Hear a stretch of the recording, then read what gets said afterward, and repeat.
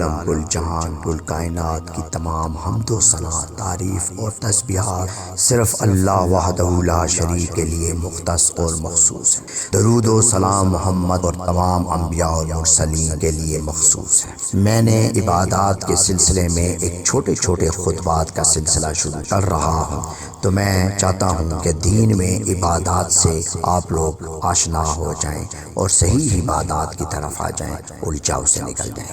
میرا آج کا جو خطبہ اور موضوع ہے وہ آذان سے متعلق ہے کہ صحیح آذان کیا ہے اور کس طرح ہونی چاہیے۔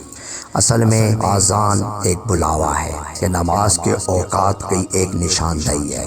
آذان اس وقت دینی چاہیے جب پہلی نماز کا وقت ختم ہو گیا تو دوسری نماز کا وقت شروع ہوتا ہے، تو اس وقت میں آذان دینی چاہیے تاکہ پتہ چل جائے کہ اب دوسری نماز کا وقت شروع ہو گیا۔ اس طرح تیسری، چوتھی، پانچویں اور شروع سے پہلی، ان تمام یہاں تک کہ تہجد کی نماز کے لیے بھی آذان دی جاتی تھی۔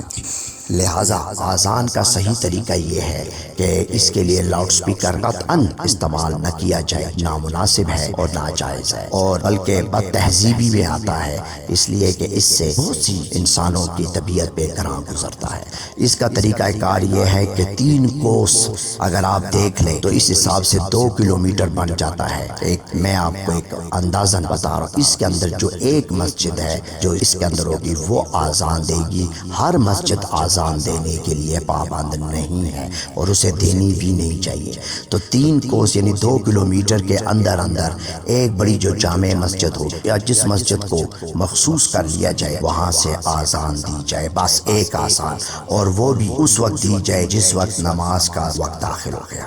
اس کے علاوہ وقتاً فوقتاً آذانیں نہیں دی جا سکتی، یہ اسلامی طریقہ نہیں ہے اور یہ نامناسب طریقہ ہے۔ اسلام آسانی پیدا کرتا ہے، مشکلات میں نہیں ڈالتا۔ آذان کا طریقہ کیا ہے کہ صرف اللہ کی بڑائی بیان کی جائے، اللہ اکبر، اللہ اکبر، پھر اس کے بعد یہ کہا جائے کہ حی علی الصلاۃ، حی علی الفلاح، اللہ اکبر، اللہ اکبر، بس یہ آذان ہے۔ اب اس میں یہ گواہیاں دینا کہ میں گواہی دیتا ہوں کہ اللہ ایک ہے، میں گواہی دیتا ہوں کہ محمد اللہ کے رسول ہیں، اور آخر میں پھر کہتے ہیں کہ اللہ کے سوا کوئی معبود نہیں۔ اتنی لمبی تمہید پڑھنے کی کیا ضرورت ہے؟ کیا پتہ نہیں ہے سب کو؟ جو نماز کے لیے آئے گا وہ ان چیزوں سے واقف ہے۔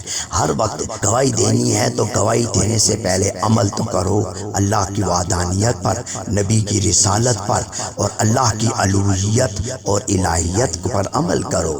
یہ گواہیاں دے دے کے مؤذن، تبھی تو مؤذن کی آذان میں وہ اثر ہی نہیں ہوتا، معذرت کے ساتھ۔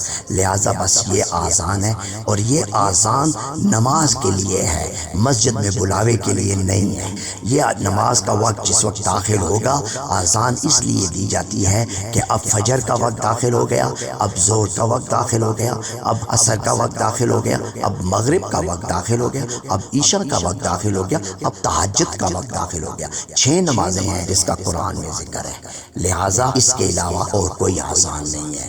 آذان کو بس جو میں نے کلمات بتائے ہیں یہی اصل آذان ہے، اس آذان کو دینا چاہیے اور نماز کے وقت کا تعین ہو جاتا ہے۔ اس کے بعد یہ جو حی علی الصلاۃ، نماز کی طرف آ جاؤ، حی علی الفلاح، اور اس میں بھلائی ہے، آپ کی طہارت ہے، آپ پاک ہو جائیں گے، صاف ہو جائیں گے، روح پاک ہو جائے گی تو یہ فلاح کا راستہ آ جائے، بس نماز پڑھیں، بس یہی آذان ہے، اور آذان کا بنیادی مقصد ہی یہی ہے۔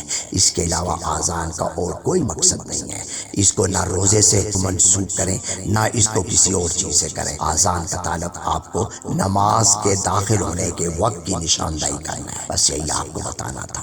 وآخر الدعوانا والحمد للہ رب العالمین۔ السلام علیکم ورحمۃ اللہ وبرکاتہ ومغفرتہ۔